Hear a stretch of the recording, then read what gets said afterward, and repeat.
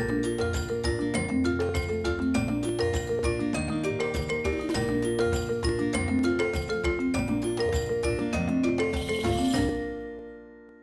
I'm Ralph Preston, and every Tuesday we have these Stroke Buddies, Stroke Survivor Support Group meetings where we try and bring some recovery and science information, because I think a focused approach gives you better results. And how do you take a more focused approach? By having more knowledge. So today we've got Dr. Sal with us, who works with the Stroke Recovery Research Center and a couple of other divisions of the Medical University of South Carolina. I met her a few years ago when I was volunteering there, and she was doing some studies, and I did an interview with her and known her ever since. And she innovates with, well, if you look at her background, she's got a bit of engineering as well. So she tries to develop products to help people post neurological issues. So rather than me talk about what she does, I'm going to turn it over to her, and she's going to give us a little presentation. And if you've got any questions, feel free to ask them. And so, Dr. So, why don't you go ahead? Tell us a little bit about Thera Bracelet and what you do. Thank you, Ralph. Thank you so much for having me today here. It's great to meet you all here. My name is Nijen So. I'm a professor at the Medical University of South Carolina. I'm also a research health scientist at VA Hospital in Charleston, South Carolina. So today, I'd like to share with you about Thera Bracelet and what we do at the Stroke Recovery Research Center. And feel free to interrupt me anytime for any questions you have. The Stroke Recovery Research Center has over 100 people who are solely interested in improving function after having a stroke. We bring expertise in multiple disciplines, including neurology, neurosurgery, psychiatry, physical therapy, occupational therapy, neuroimaging, bioengineering, and biostatistics. We are all committed to developing new treatments to help people recover from a stroke. We have, at any given time, over 25 research studies going on for stroke recovery. Each study targets to improve a specific function. It can be hand and arm, walking, balance, strength, depression, fatigue, speech, neglect, vision, memory, cognition, and sensory function. So if you have any impairment after stroke, please consider working with us. Many studies are in person, so you have to come to our center in Charleston, South Carolina. Some studies are virtual and can be done remotely online. So be in the loop with us and shop around for studies that you want to do. If you come for an in-person study, you will come to our center in downtown Charleston. Our address is 77 President Street. Some people choose to travel to Charleston and stay here for a study for about 2 months. You can enjoy the beach that is only 20 minutes away here. We love to work with people who are determined to get better, because recovery is a long journey. And although it may be frustrating at times, we are determined to help you. You can read a testimonial of working with us in an online news article with a link here. I can share the slides with you all. I can put the links in the description under this video when I post it on YouTube also. So I'll get them from you and do that. Thank you. So today I will introduce one research study to you. It's called Thera Bracelet. Thera Bracelet is a wearable device. You can wear it like a wrist watch on the affected arm. The device is controlled by a phone app. The device vibrates and gives sensory stimulation to the affected arm. It senses when you move and gives stimulation only when you move. And we're studying if this stimulation increases hand function. We have spots left for 20 people.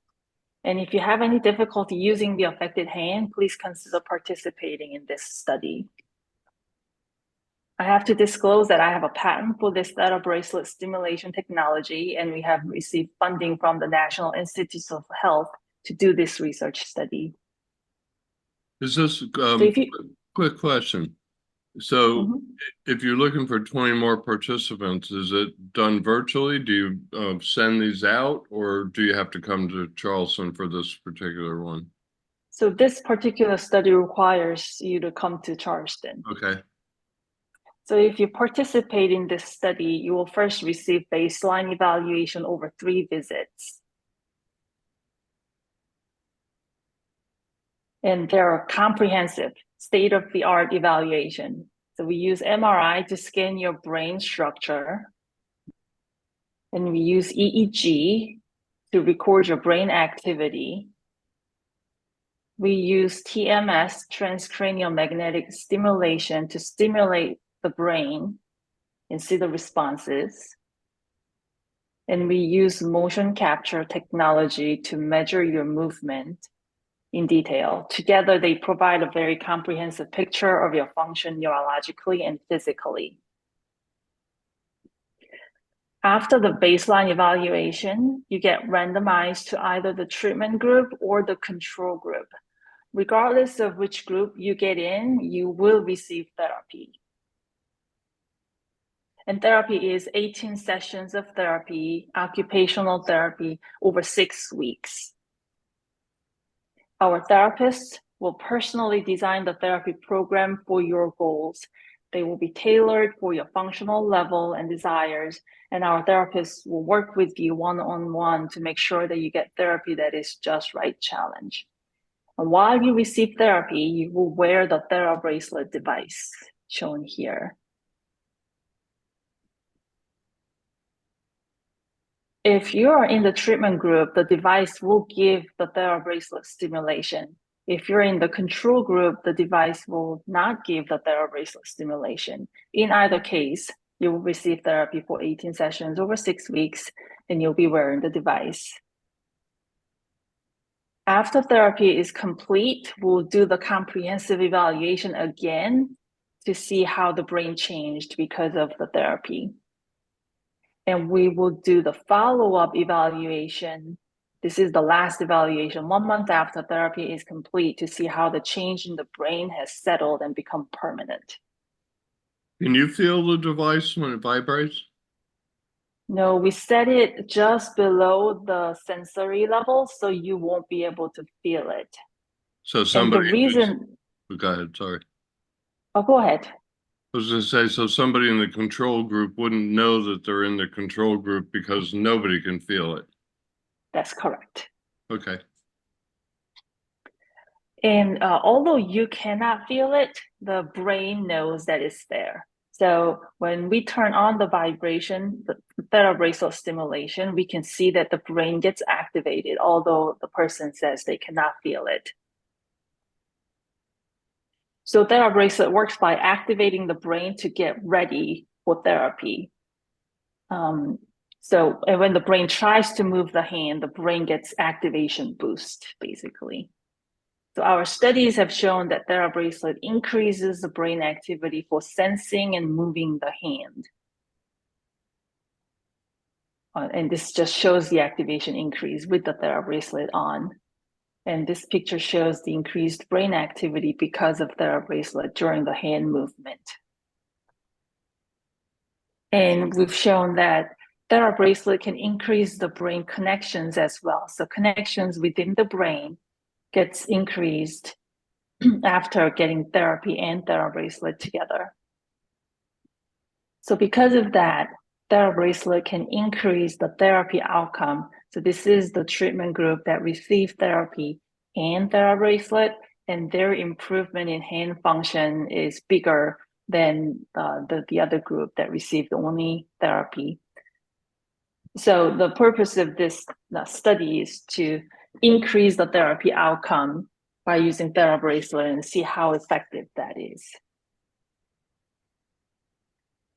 We found that continuation throughout the therapy activity matters. So people who continue until the end of the study continuously improve week by week, and people who stop in the middle don't get as much benefit. We also find that we give home exercises to do while you're on your off days. So some days you come here for therapy and treatment, and some days you stay home. And for those days, we give you home exercises to do. And we find that people who actually do home exercises improve a lot more than people who don't do home exercises. So what you do really matters. No surprise there for most of us who've done therapy at home, because as stroke survivors, you learn, if you're smart, you learn pretty quick that you're going to get a lot better if you do work at home and don't rely strictly on a couple of sessions a week. Totally right. Yeah. We've had great feedback from patients. One gentleman said, I didn't think I could do this. Now I can take my grandson mini golfing. One caregiver said he was too embarrassed to eat at a restaurant because he required assistance. We dined out at a restaurant for the first time since his stroke. He spread butter and cold waffle by himself. And one person said it was one of the best therapy programs he's had. So we've got great feedback from patients who participated in the study. Participation in the study is free. No insurance is needed, and you do not need doctor's referral or prescription. And we provide compensation for your time. Participation in our study involves 3 introductory evaluation visits, 18 therapy visits, and 4 after treatment evaluation visits. And to be eligible for TheraBracelet study, you should have had a stroke, and you should have no other neurologic or orthopedic condition for the affected upper limb. So no Parkinson's disease or no current broken wrist that are in the cast. It's great if you can barely grasp something, even a small towel or basket, even if it takes many attempts. If you can lift very small objects very easily or difficult objects very easily, then you may not qualify for the study because we're looking to improve that function a lot. And you should be able to feel touch in the hand or arm.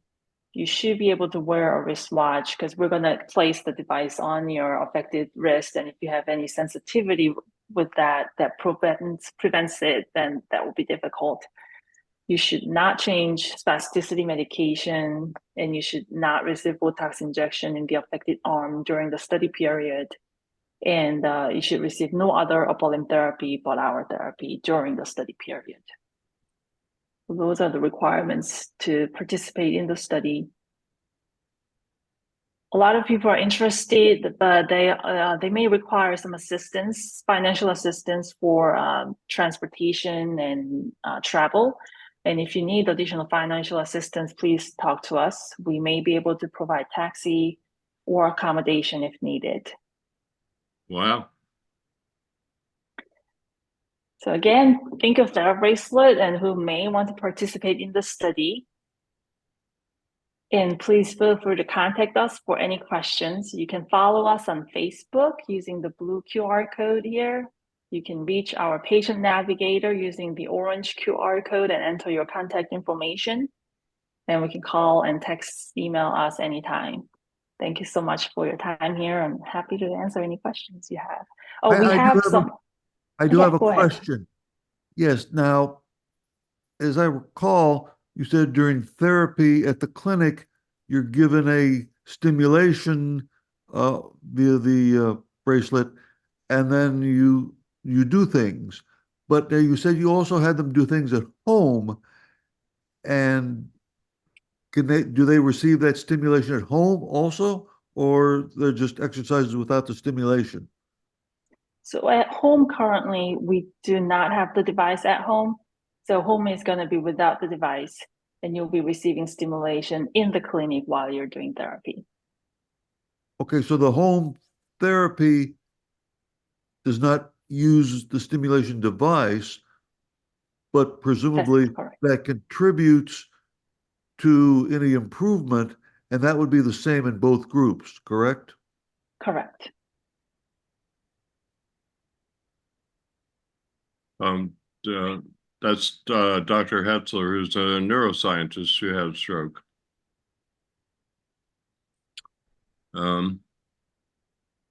Anybody Oh, else? we have our therapists and research coordinators here. If I could introduce them. Do you guys want to introduce yourselves a little bit? So Kristen Copeland here is our research therapist. She's an occupational therapist with 20 plus years of experience. And maybe she could talk a little bit about the therapy program. Sure. So I think Nijen has given a great overview of everything.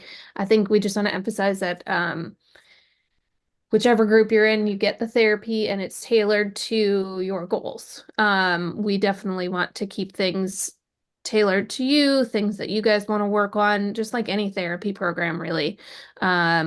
So that's a big thing that we like to look at and work with you guys to be able to reach your goals that you want to reach. And then, yeah, like Dr. So said, I'm an OT. I've been in research about a little over 3 years now. I'm a certified stroke rehab specialist, and I've worked in stroke rehab for a very long time, over 10 years, 10 plus. So I've had a pretty good background. Most of that has been in acute inpatient rehab. So thanks for having us. Very nice to meet you all. How does Thank you very much. Kristen, how does I think was stated that you work with each person on their personal goals. How do their personal goals affect the study if everybody's got different personal goals? So the way that the program works is we use your goals in our therapy program. So each person during the therapy session, we'll do a lot of repetition of different activities. For each participant, we try to have 2 activities that focus more on like the upper arm and the shoulder, and 2 activities that focus more on the hand or more fine motor stuff. So that's kind of how we keep it somewhat consistent between participants. So as in any therapy, no one's therapy is going to be exactly the same, but at least with this, we're trying to focus on a couple different areas of the arm and the hand and try to keep that consistent between people, if that makes sense. So you find that something on your wrist can send signals to your brain that helps your shoulder? Is that far away? So that's the hope. So the vibration itself sends those signals to the brain to make the arm, and then so it sends the signal up to the brain, and then the brain sends those signals back to the whole arm to try to improve, hopefully. That the vibration is not just pinpointed to like that one part on your arm where it's on your wrist. It's targeting the brain that the part of the brain that controls the whole arm, hopefully. Mm-hmm. Can I ask another question here? Sure. Now, if I understand it correctly, the control group would be sort of like a normal therapy session. So those people, hopefully, would be expected to improve also because of the therapy they get while they're at the clinic and also the home exercises. And you're checking to see if this stimulation Right. of arm somehow, let's say, primes the brain to make it more receptive to the therapy that the person is receiving. Yes, exactly. Mm-hmm. And hopefully there'd be a measurable difference. Yes, exactly. That's the hope. So I have a question. When does the study start? So it's going on right now. And we have about another year-ish, a little bit less. And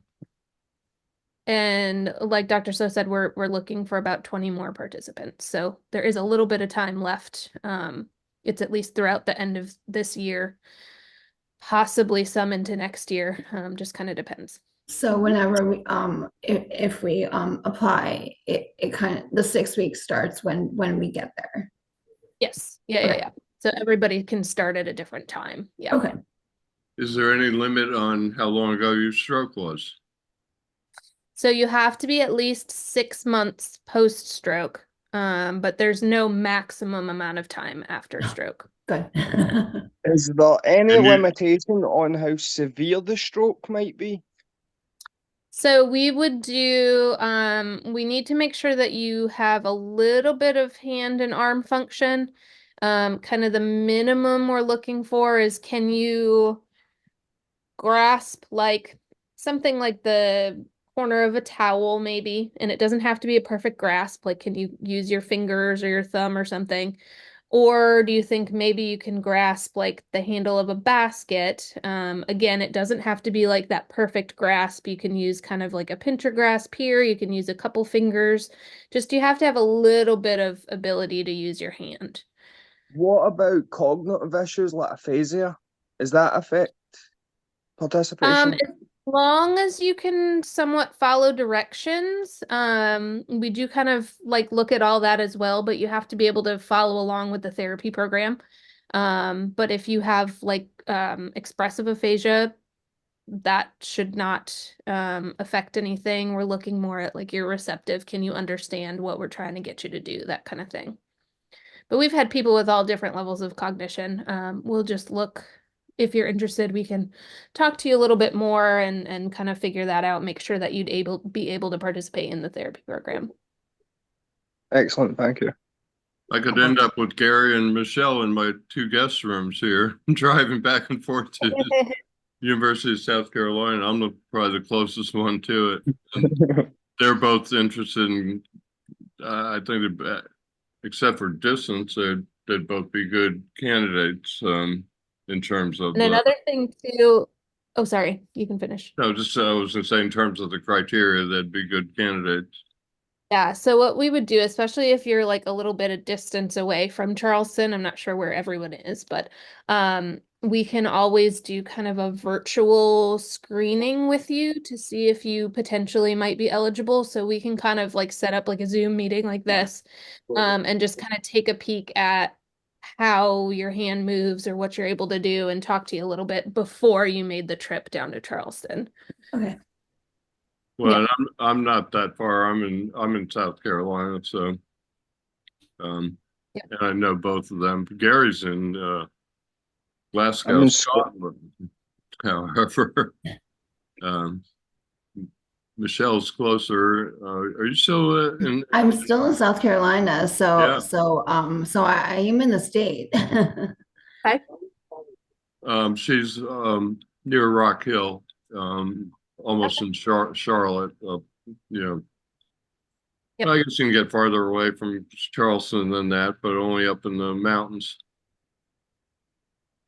Anyway, Could yeah, I ask another question? keep going, please. Do the people in the control group also wear a bracelet? It's just not functional. Yes. So we, everyone during their therapy, they wear the bracelet. And then at the beginning of the session, we will set it up how it's supposed to be set up. We use an app on a phone and go through the whole thing with everybody. So depending on if you're in the control group or the experimental group, everybody wears that bracelet and we go through the same procedure there. Okay, so the patients do not know which group they are in, Correct. but do the therapists who treat them know which group they're in? We should not. We've set it up where with that testing at the beginning, we will go through and find kind of that subsensory threshold if you're in the experimental group. But the app that we use to set everything up, we don't know which group you're in until all of the participants are through. Like we won't know until the very end, and then everything is unblinded at the very end.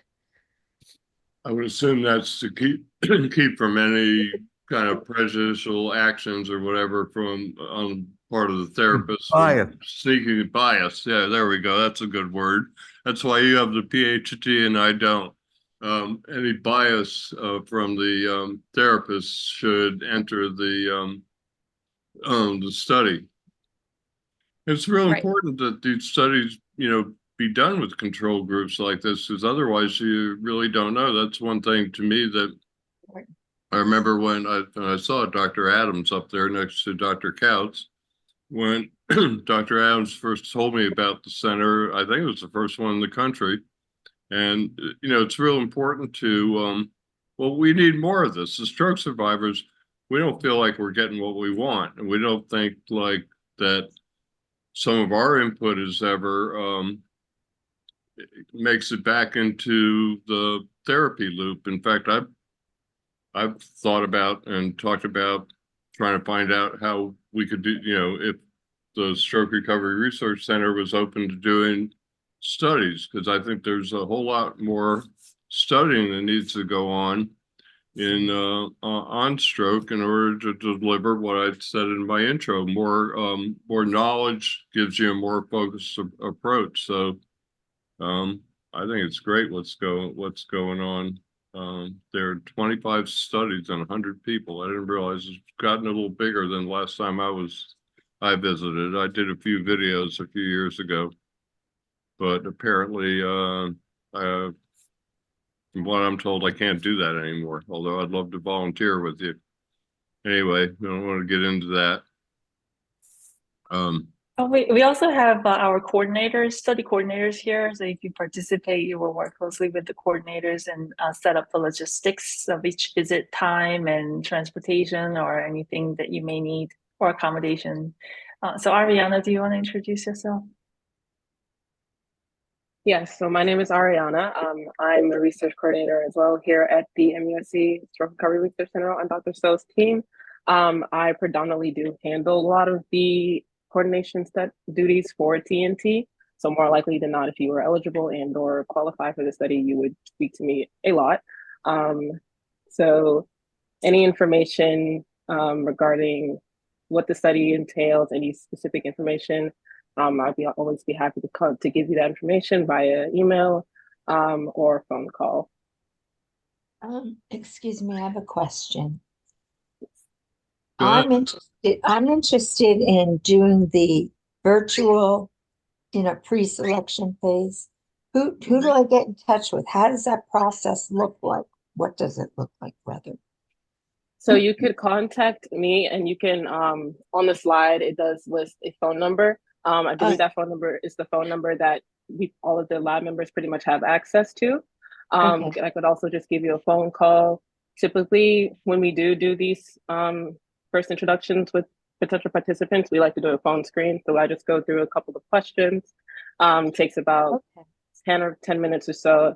And then based on that screen, then we'd be able to set up a virtual screen. And then I would send an email with that information and then put you in contact with one of the occupational therapists.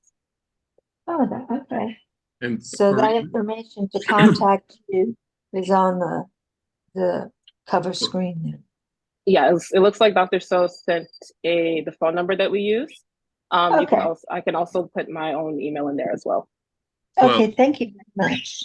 What I'll do for anybody here live in person today or anybody watching on YouTube, I can put any and all phone numbers, links, I guess I'll have to get the QR code off of scanning the video unless you send me a link to it where they could click on a link and see it.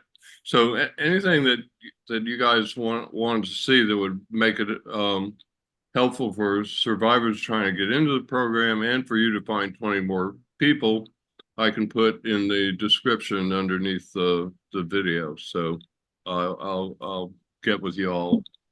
That would be very helpful. And make sure that happens. So, Rose, I could also, get your info and email them or whatever to you, or you'll be able to find it after I post the video. Sometimes I get the video edited right away, and it takes me a day or so to do the links. If so, I put in the description, I put something like, here's some links, more are coming, that kind of thing. So people swing back by. So. I have a question. if I wanted to do it virtual and not have the brace, how would that affect me at all? I think you can do it virtual. Yes, so the only thing that can be done virtually is a potential initial screening, but the entire study itself is an in-person study. And I can't imagine that you put people up for 6 weeks. I mean, you said you had some financial assistance, like say Michelle qualified for it and applied for assistance. What level of assistance is there? I mean, she could stay with me, but I'd still have to drive her there and back 3 times a week, which I'd probably be willing to do, especially if I could volunteer again with you guys while she was doing her therapy. But that's a whole nother conversation. So just give us an idea of what the level of assistance might be for somebody. I mean, because it's kind of be pretty expensive to hang at a hotel for 6 weeks, especially since they've gone from $60 to $160. Yes, so we are able to provide transportation via taxi. We use a service called Charleston Green Taxi for transportation. We are also able to provide hotel accommodations. For example, we at one point did have a participant who was from Virginia. She did drive herself, but we did give her accommodations here in a local hotel for however long she was needed. Sometimes if she decided to go back home for a certain amount of time, she could also do that, and we would just continue her accommodations there, and she would continue the study as well as she is in town, basically. Well, I'm asking for 2 reasons, just in general, but also I'm friends with Michelle, and I think she'd qualify. I think she's probably pretty interested in this. So, And what we might do too, it's all person specific, schedule specific, but if you're coming from a distance, and what we've done in the past is kind of maybe you do your therapy like 3 days in a row and then have a little bit of a break, or we try to get a bunch of therapies in together and then you have a longer break. Like we can kind of talk about it and see what might work best. As far as for the participant and then also financially as well. So, well, yeah, if it was 3 days in a row, wouldn't have to stay in Charleston all that time, but you need something. right. I'm in Merle's Inlet, so it would cut down on the driving. It doesn't, maybe it makes it easier for somebody from Wisconsin or something, except going home every week and then coming back every 3 days would be tough. Yeah, and then we've had people do it in bigger chunks. So like they've done more therapy at once. So like maybe you stay in Charleston for 2 weeks and get a bunch of therapy done, and then you go home and do a bunch of home exercises and then come back for another couple week period. It's something that we can do. We are open to discussion for. So in general, go ahead. I'm sorry. No, I'm sorry. It's just a quick thing. In general, like Kristen is saying, scheduling can be pretty flexible. The only limitation that we have really when it comes to therapy is that we do try to complete therapy within 10 weeks. Right. So one other thing we can do is, I run the Young Stroke Survivors Support Group for the SRRC. Don't tell marketing, but and have for about 6 or 7 years. Scott Hutchison started it. Anyway, so we can promote what you're doing. Since it started in Charleston, there are still a number of people in Charleston area. So that may not be or are not here today particularly. So if you give me any kind of materials or whatever, or Dr. So is free to post anything that she wants, or a lot of times, so I promoted a couple of the studies. There was one on dance, for example, but she didn't have any kind of graphic or anything. So I made her a graphic and I put it up. Sometimes a lot of people know me because I run it. And gives it some, I don't know, just familiarity or whatever you want to call it. So either way, however it happens, we can also see if we can get you some more participants just through the group that would be local. I mean, ideally it's local, but I mean, there are only so many stroke survivors in Charleston, and we don't want any more. We're trying to prevent them. Really?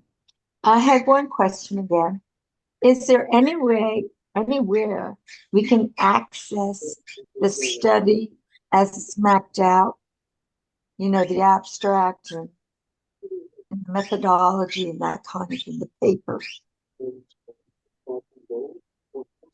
I'll send you that link in the chat right now. Rose, Thank you grab the link out of the chat. If not, I can, I'll get because I'm recording this, I'll get a text file with whatever's in the chat. I haven't even looked yet.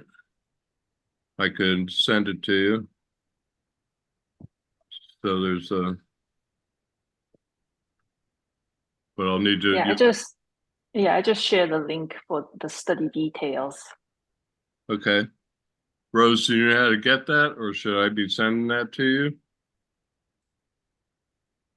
No, I'm pretty good with Zoom. Okay. Well, Thank you. some people aren't. You're welcome. Oh, and we have Jaquan here also. If you want to introduce yourself, Jaquan. Hi, yeah, my name is Jaquan. I'm also one of the coordinators with our study. Like Ariana said, primarily you would be speaking with her when it comes to scheduling and things like that. But a lot of times you may see me or hear from me. If you do call our phone number, there's a good chance I'll pick up. And when you come in for assessments and things like that, there's a good chance you'll see me around. So yeah, hopefully we can work with some of you guys in the future. All right.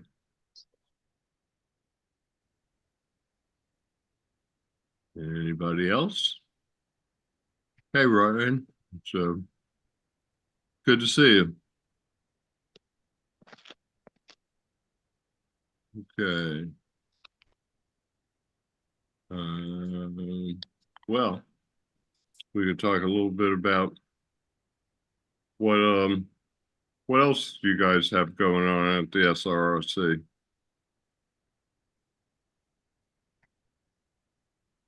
Or do you mostly know about your studies? Do you have any others going on, Dr. So? So, Kristen, you were going to go, right? I was just going to say that, like, Dr. So said there's 25 at least studies going on at different time frames, anywhere from upper extremity to lower extremity imbalance to cognition to speech, lots of different things going on. So even if this study that we're presenting doesn't necessarily doesn't sound like a good fit for you, there might be something that might be good for you there. And that's something we have kind of a database of stroke participants.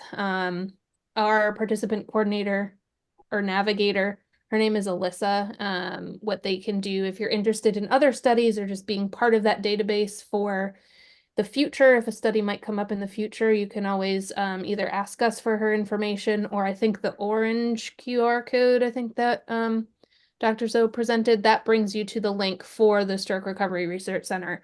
So that would get you in touch with Alyssa to kind of either enter our database, or she can give you kind of more information on different studies as well. But we've got a bunch going on right now, and they're all very neat, like a lot of cool stuff going on.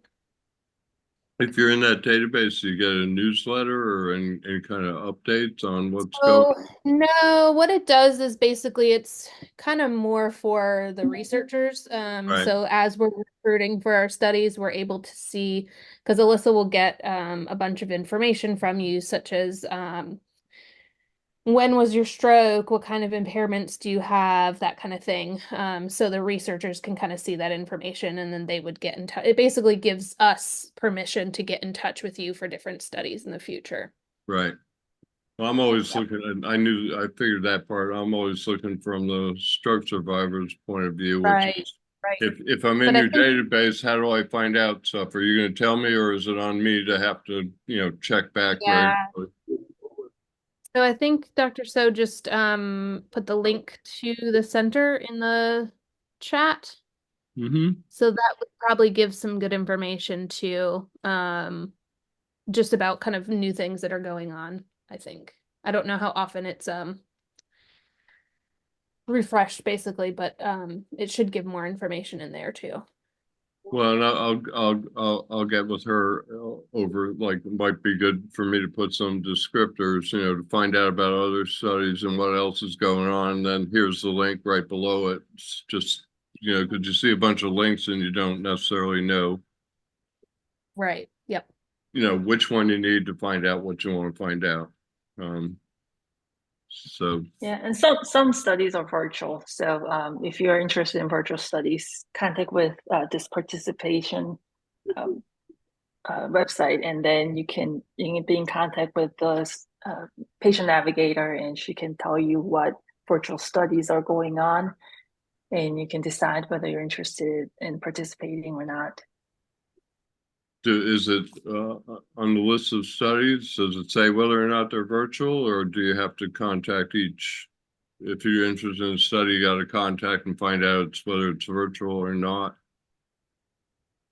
That's a good point. I don't think we have a compiled list of all the studies that are going on and the condition of requiring virtual versus in person. Maybe that's something good to compile and have it available. Or put on that page. I'm seeing a little virtual available thing like gluten-free, next to something you order in a restaurant. They put GF up there, you put something that says that it's virtual, because if you're in Minnesota and on disability, you're going to have to look for the ones that are virtual if you're interested, rather than the ones that involve being in Charleston. So just throw that out there. I'm always trying to fix the world, which isn't my job, but I do it anyway. So yeah, that would be real helpful. Then people wouldn't be also be useful from your end, because otherwise they're going to pick up the phone and make a 5-minute phone call to your coordinator to find out that they really, it's not offered virtually. So I think it would benefit both sides of the equation. All right. Anybody else got any questions?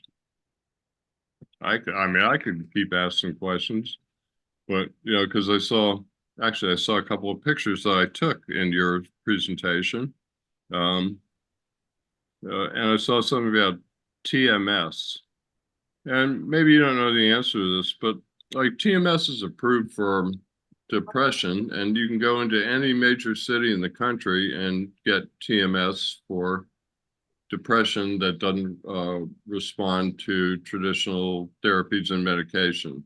And it's actually kind of effective from what I hear.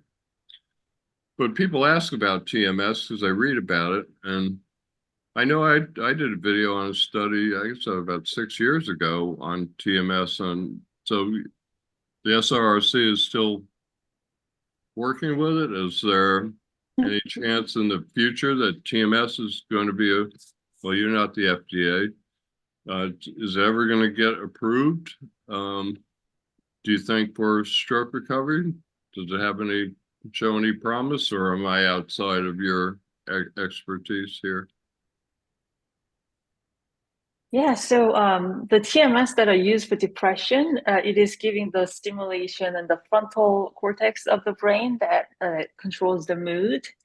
And the TMS that we use for our study, for example, is for hand movement control. So that goes into the central part of the brain. So depending on where you want to impact the brain, you will put the TMS, the transcranial magnetic stimulation, to the place that you want to affect in the brain. So there are multiple repetitive TMS stimulation studies to impact various functions And other than depression, they are far from FDA approval currently, just because there isn't enough amount of evidence that supports it for safety and efficacy. And so that's part of the reason why we do research studies to gather that data while we are having very comprehensive look at the safety and efficacy. And with that data, we will be able to generate information that will lead to FDA approval in the future. And did I gather from that, do you actually use some TMS as a part of your study for like a warm-up or something? Yeah, we use it for assessment of how intact the system is, neurologic system is, and how the brain and the body are connected. Okay, so it's a part of the evaluation process, not a part of the study or therapy process. That's Okay. correct. I ask all the questions that I think people are out there are wondering about, because I wonder about some of them too.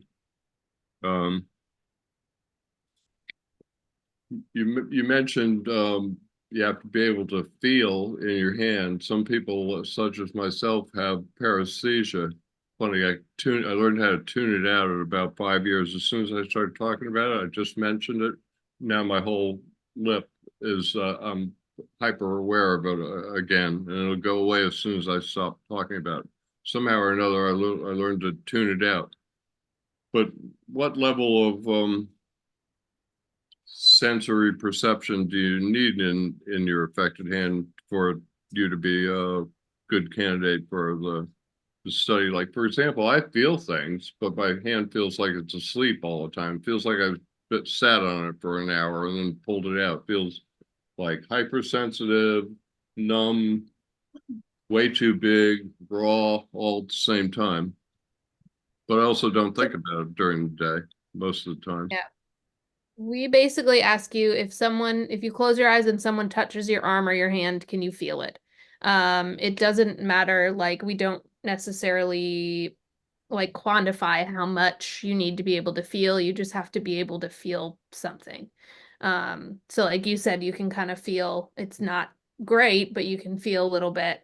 And it's basically the arm. So you could have spotty sensation and not feel everything. You could feel a little bit, you could feel everything. But that's kind of what we're looking for, as long as you have a little bit of something that you can feel. Well, and something like paresthesia, in my case, at least, doesn't affect that. They took those little nylon things that get smaller and smaller, and I could feel them. I was just touching myself with a pen. I can feel stuff. My hand just feels like raw and numb most of the time, if I think about it. It's funny how, I don't know, people have to say, well, how'd you learn how to do that? Because I've got terrible, paresthesia in my hand. I don't have an answer to that other than time. I did ask about it about 5 or 6 years. What was his name? Dr. Chilwitz, I think. He's in Dr. Adams' group. And he said, well, we don't really know if it'll ever go away, but at 5 years, the longer out you are, the chances are that it's not going to go away. It goes away in a lot of people. They told me 90 or 95% of people goes away in 6 months, and I won the lottery. It didn't go away at all. But I did learn to tune it out. So there is that. You can teach the brain things that are interesting. One other thing I used to do when I wake up, my hand, well, I don't want to demonstrate bad behavior with my affected hand, but I'd wake up in the morning, my hand would be whapping like that, and I'd like pin it down with my other hand. And then one day I was thinking, well, what if I try to pin it down less and less and less? Could I learn how to do it with less motion, less downward pressure, and could that lead to being able to stop it with my brain? And so I tried that and took about 6 months and actually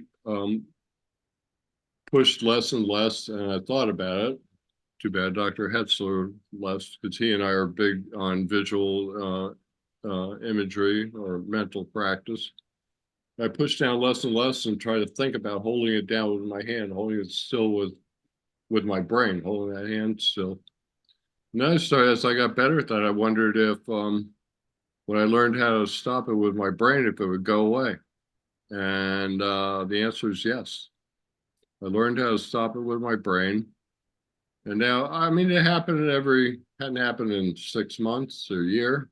Can't tell you the last time. It happened every once in a while. But as I got better at controlling it with my brain, it happened less. And I got to a point where I wouldn't rely on my other hand, even if it whapped a little bit and took me a while to stop it. I would stop it because I figured I was building a connection. And eventually I got the connection pretty strong and it actually went away. Doesn't do it anymore.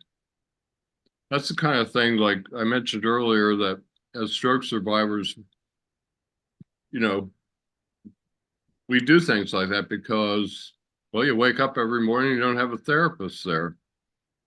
I've actually asked Dr. Hetzler about this because a friend of mine discovered that, and I'm sure occupational therapists all over the place might know this, but if you work on your hand in the morning before you have to stand up, and all of our bladders force us to stand up at some point, but if you work on your hand before you stand up and engage your 206 muscles or whatever it takes to walk,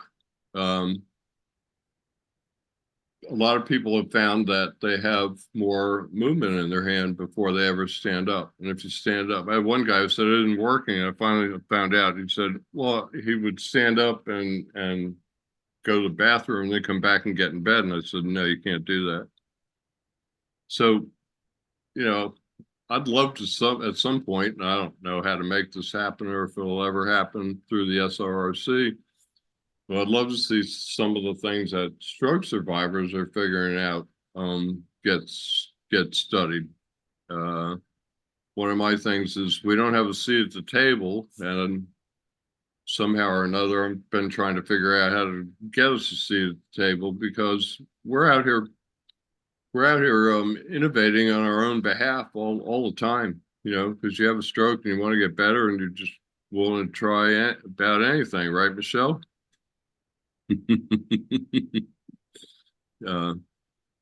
So anyway, that's my 2 cents about brain training. I found there's a real connection. Well, I started opening my hand with mental imagery. You know, they told me to stare at it and try and open it. And I thought, this is crazy. That was my first thought was this is insane. How's this going to happen? And I said, well, I didn't have a better plan. And I said, in fact, I didn't have a plan at all. So why not try it? And darn if I didn't get a little teeny 1/16 of an inch movement. And I went in and said, okay, here, I can do this now. And they went, oh, great. I got all excited. And I said, thought to myself, I didn't say, I said, what are you kidding? And they said, do it again. And I did it again. And they said, do it again. And I did it again. And they said, we have made a connection. Now all you have to do is build on it. So, and when I tell people about this, they think I'm crazy also, but it does work. It's kind of good. What it is if you continue to do it, it'll get better. Plain and simple. That's all it is. Yeah, there's some science behind it. Yeah, but if there was a magic pill to do it, it would be out years ago. Right. Well, can I ask a question, please? Sure. Does anyone on your team know about any research with the combination of virtual reality and motion capture suits?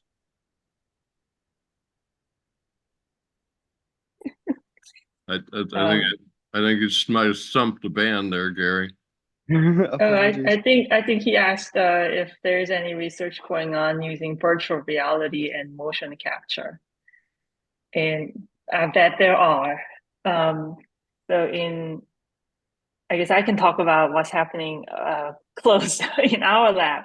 We will have a new study coming up soon And it's gonna be games with the computers, and you have to interact with the computer games using your muscle contractions. We're gonna put lots of sensors in your arm muscles so that you, depending on how you activate your muscles, it's going to move the cursor in the computer screen so you can play games and things like that. So that's coming up. Kristen or Ariana, do you know any other studies in the center that is using VR or mocap? Go ahead, I'll let her talk first. Oh no, I was just gonna say I'm not aware. Okay, well, when I was there 6 or 7 years ago, I videoed 3 different ones. 2 of them were games. One was like shooting ducks. And I think basically the thought there is that when you get engaged in something like that, you make movements that are closer back to that kind of automatic moving that we did before the stroke. So two of them were like that. But there was another one, and I remember there's a young man in a running study, and his mother was in the control group, and I shot video of it. It was like they had the 3 cameras set up, and they put sensors. It's not as complicated as it used to be. It used to take like a big setup with a lot of sensors on points, but they were like reaching, wearing virtual reality glasses and reaching for virtual balls. And I remember there was a screen in the back because I got a shot of her reaching, and I put like her view of what she was seeing through the virtual reality glasses over her shoulder, so it would make sense to the people watching. So I know. Yeah. So the study that you described, so the first one was about moving the arm and punching ducks in a video game, and that uses the camera, Kinect camera, that's mounted on the top of the screen, and that's how it detects your movement in the home. So that technology, so that study was going on many years ago, and now that technology is commercially available. And so some clinics will have that device, or home packages also available, so people can use it at home or in the clinics. So I guess that's the product of research. So when we study it in the laboratory with the clinical trials, and then once it's showing effects and results, then it gets down the line translated into the wider usage. Oh, yeah, and part of why Gary's asking is he's techie, likes technology. We're actually, he and I are fooling around with artificial intelligence. A friend of mine offered us a artificial intelligence base program, for lack of a better word, and they're hosting it, and we fed it all the talks that I've done.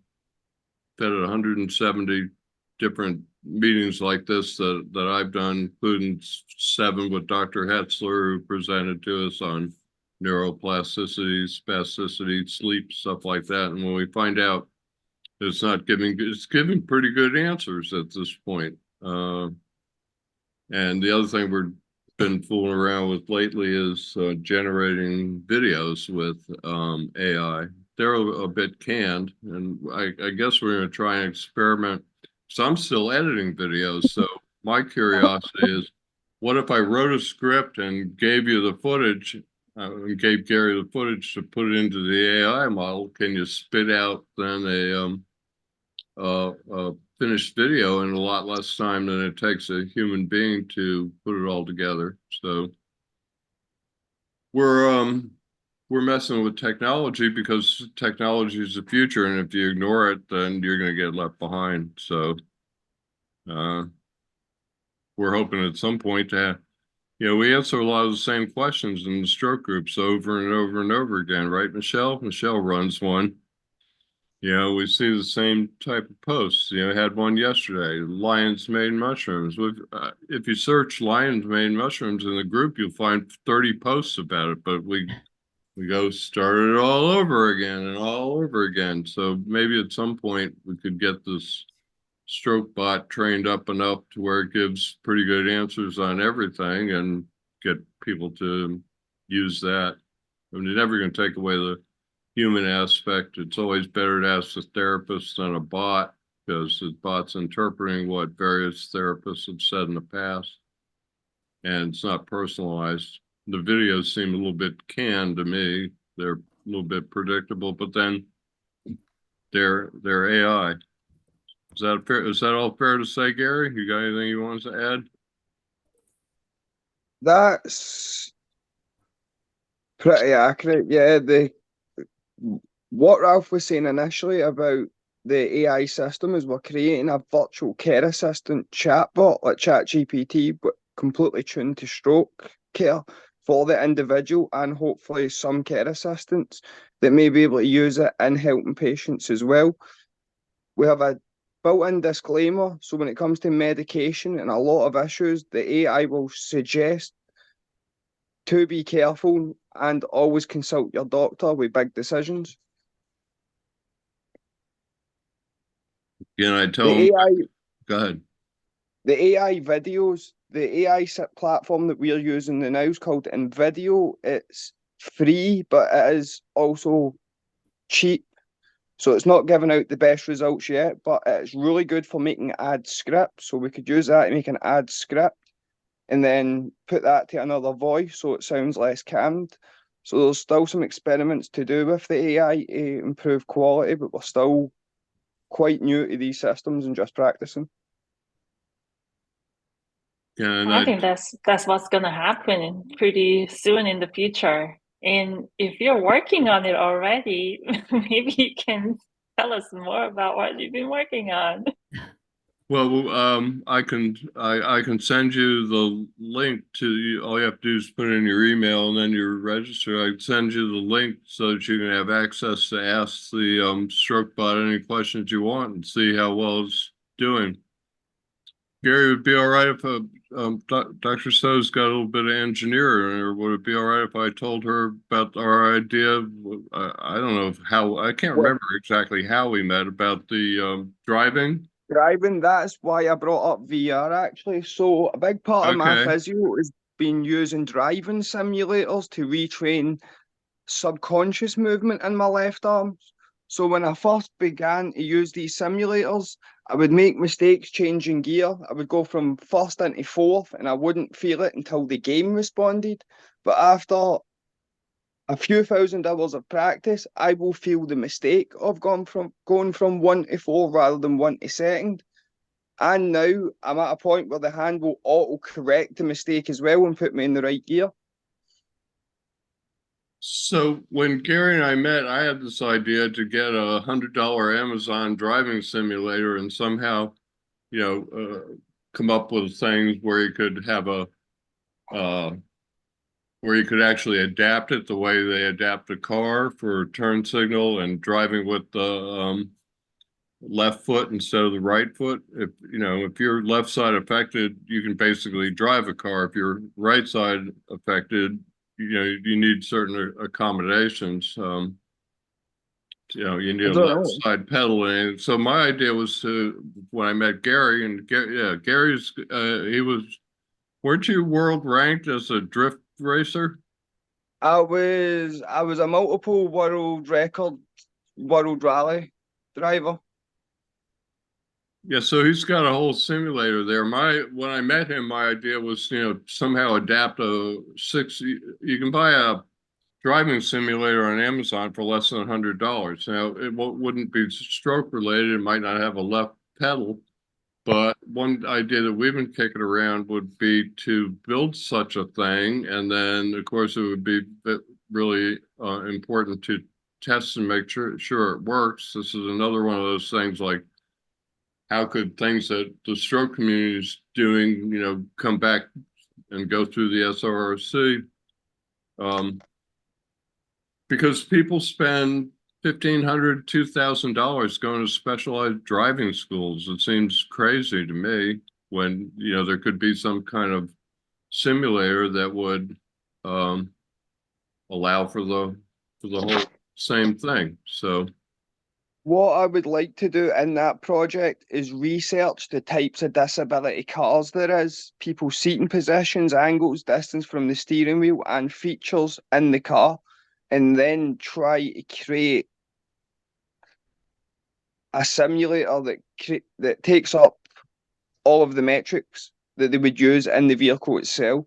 So how far would they need to step in? Because obviously you need to lift your leg and you sit in and you swing round. So it's designing it in such a way where you can get in and out the simulator as it is the car, and everything should feel like how your car should be. The indicators in the right places, all the buttons in the right places, even if the buttons don't work on the early models, at least they're close enough. Because if you're driving with one hand, you can't exactly just use the radio, even though it's there. Well, So you just up the ante on that. It has to be like everybody's car. I know that's why I've not working too much on this problem just yet. This one's going to take quite a bit of time and math and measuring tapes and help. So I'm just going to throw in, because I'm a certified driving rehab specialist as well. Sorry about that. Nope, you're I'm keeping my mouth shut. But no, there is a driver rehab association. So I think that these are great ideas. There's a ton more to consider than just the physical aspect of driving, obviously. But if you're serious about like developing some of these ideas, they would be a good resource, because you might be able to get up with a driving rehab specialist and help implement some of the other aspects of things as well.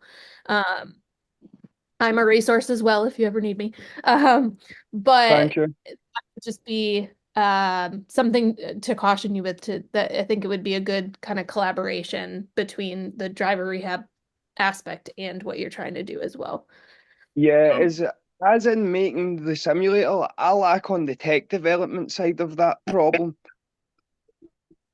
Like creating the environment where to sit, the seat, all that's very easy. That's just measuring cars and then copying it. That's not the problem. So I will definitely look into this institute. What was the name again? Sorry. So it's the Association for Driver Rehab Specialists, but I'll give you it's actually aed.net is the website, I believe. Breaking up a little bit for me. Do you have a link you could drop in, or I could get it from you later? And maybe the thing won't completely replace everything, but I'll tell you one thing: if you watch Gary drift race in a simulator, there you definitely get you over being overwhelmed. Yeah, like the racing stuff I do, like the racing stuff that I started with isn't really for everyone. It is very extreme and it was years of training for that.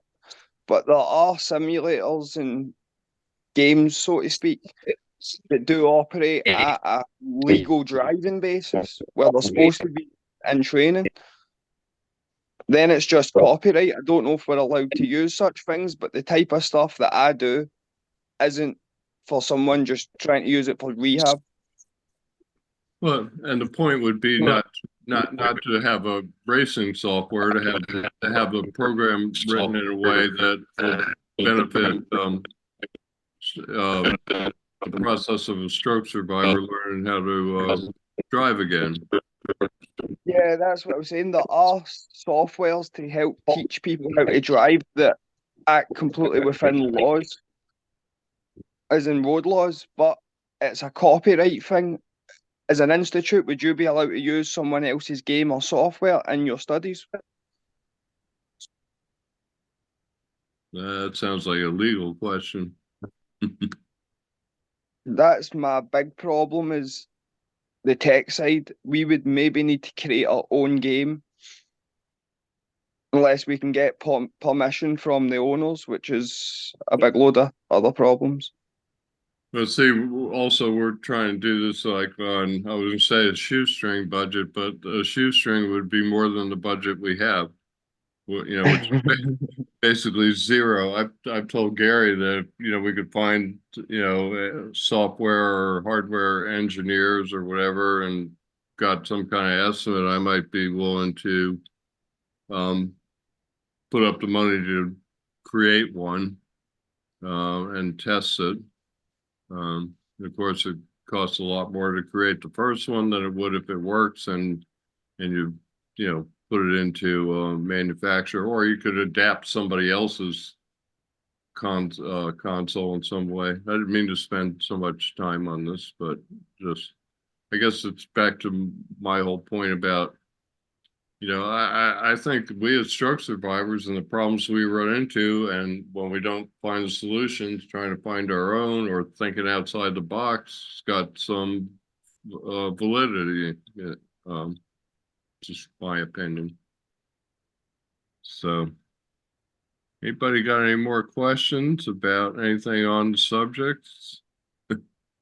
Not the driving simulator, what they're doing at the SRRC or the Thera Bracelet. If not, we should probably let them all go. They've got work to do. Working on studies, and I think it's great that what you know, what the SRRC is doing. I've been to the building. It's either 3 or 4 stories, packed with all kinds of cool stuff. They got running tracks with overhead running tracks, so you can't fall down. They got all kinds of machines. Everything there is hooked up to a computer, because that's how they generally gather the data. I don't know in the Thera Bracelet. I guess the Thera Bracelet talks back to the medical device, and that's how you get the data. So it's in a sense hooked up to a computer. Yeah. Thank you so much for your time. And just another thing, what the center does is, when you are in the registry for our center, you can also come in for just annual visits, just annual eval annual checkup kind of things. So we just see how you are, where you are going, and what you're interested in, what your interests have changed and things like that. So that's something you can do that's easy to do, doesn't require a lot of commitment at first. So something to check it out and just get the foot in the door. Yeah, it requires being in Charleston. So do you do like a baseline, and if somebody comes back every year, you add that to your database information on them? Yeah. Mm-hmm. Cool. I didn't know that. So I learned a few things today. So, all right. Well, I guess did you have a question, Ryan, or you just waving goodbye? Okay.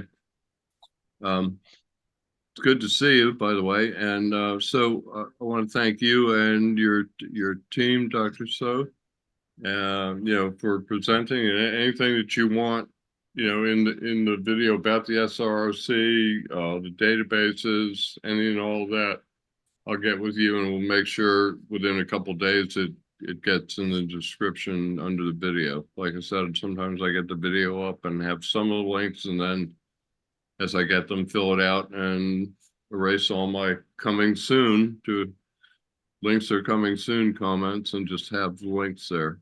So thank you. And we'll let you go. Thank you. Nice meeting you all. Thank you. Thank you for all the information. Do all you can with what you have, in the time you have, in the place you are. Do all you can. Do all you can.